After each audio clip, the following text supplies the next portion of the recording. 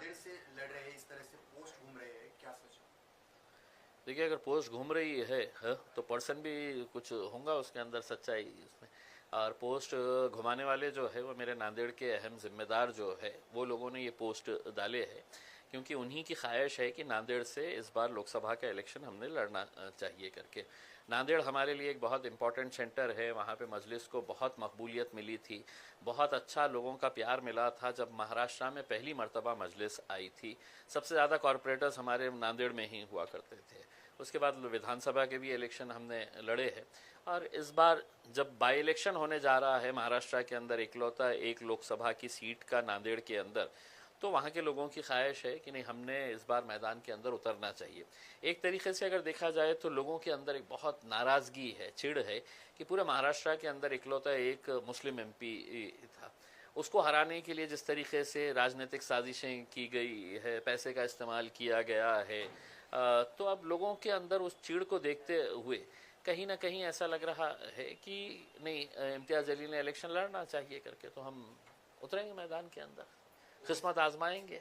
दो ही चीज़ हो सकती है, या तो आप हारते हैं या जीतते हैं, देखेंगे। ओवैसी साहब ने आप पर भरोसा रखकर आपके ऊपर ही सौंपा है कि आप कहाँ से लड़ेंगे, तो आपने वही माहौल क्यों चुनाया, वही मज़ीद ताज़ा तरीन खबरों को देखने के लिए आप देखते देखिए, रहिए फ्लैश 9 लोकसभा न्यूज़। की एक चैनल ही को बाई लाइक, इलेक्शन शेयर की और सीट सब्सक्राइब करना आई ना है, भूलें। वहाँ के जो सिटिंग एमपी है उनकी डेथ के बाद ये बाई इलेक्शन होने जा रहा है। अगर कोई और उससे बेहतर अगर होती कॉन्स्टिट्यूएंसी तो वहाँ पर विचार करे होते, लेकिन चूंकि इकलौती एक सीट है, और जैसा मैंने आपको बताया है कि मजलिस का और नांदेड़ का एक बहुत पुराना रिश्ता रहा है, हमारा बहुत अच्छा ऑर्गेनाइजेशन सेटअप है वहाँ पर, तो हमने नांदेड़ के अंदर जाने का फैसला किए है। आप और जरांगे की मीटिंग हुई थी, वहाँ पर कुछ अहम मुद्दों पे चर्चा हुई, तो कौन से मुद्दे थे, और उसके बाद आपने ये ठान लिया कि हमें वहाँ से लड़ना है? देखिए, मैं जरांगे पाटिल साहब से पहली मर्तबा मिला हूँ ऐसा नहीं है। जब उन्होंने अपना आंदोलन शुरू किया था उस वक्त भी मैं उनके गांव गया था। यहाँ पे जब वो एडमिट थे तो 2 मर्तबा मैं हॉस्पिटल जाके उनसे मुलाकात की थी।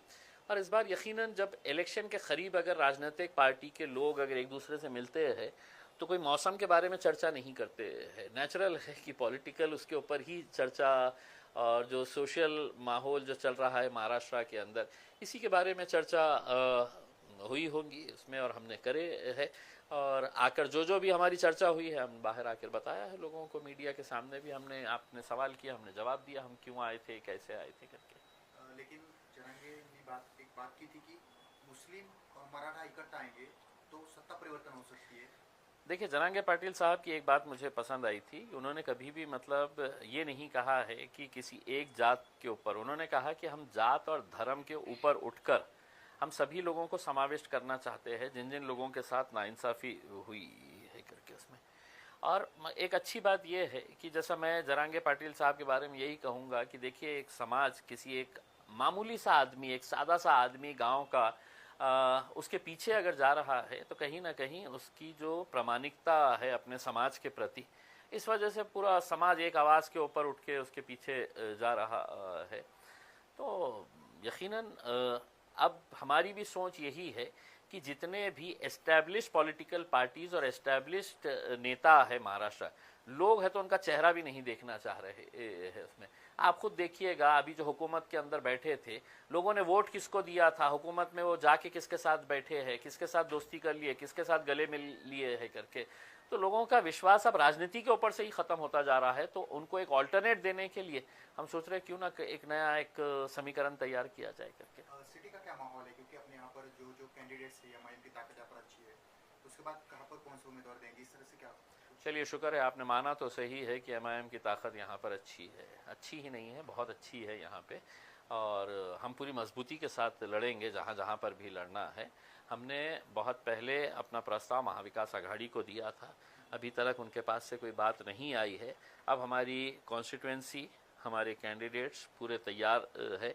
अब हम इंतज़ार कर रहे हैं, या तो आप साफ तरीके से बोल दे हाँ या ना। हाँ बोले तो भी हमारी स्ट्रेटजी तैयार है, ना बोले तो भी हमारी, आप अपनी ताकत दिखाना, फिर हम हमारी ताकत दिखाएंगे। पूर्व मध्य से कुछ नाम सामने आ सकते हैं आपकी तरफ से? हाँ, पूर्व मध्य से आएंगे ना, बहुत सारे लोगों ने फॉर्म भरे हैं।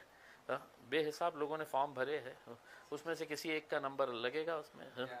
या आप दोनों जगह से लड़ेंगे? हो सकता है, मैं तो क्लियर कहा हूँ ना। अगर मेरे क़ायद बैरिस्टर असदुद्दीन अवैसी साहब ने कहा कि नहीं सिर्फ लोकसभा लड़ो तो लोकसभा लड़ेंगे, उन्होंने कहा नहीं विधानसभा ही लड़ो तो विधानसभा लड़ेंगे, उन्होंने कहा कि दोनों जगह लड़ो तो दोनों जगह लड़ेंगे, और उन्होंने कहा कि नहीं दोनों जगह मत लड़ो, तुम लड़ो ही मत, तो नहीं लड़ेंगे। मज़ीद ताज़ा तरीन खबरों को देखने के लिए आप देखते रहिए फ्लैश 9 न्यूज़। चैनल को लाइक, शेयर और सब्सक्राइब करना ना भूलें।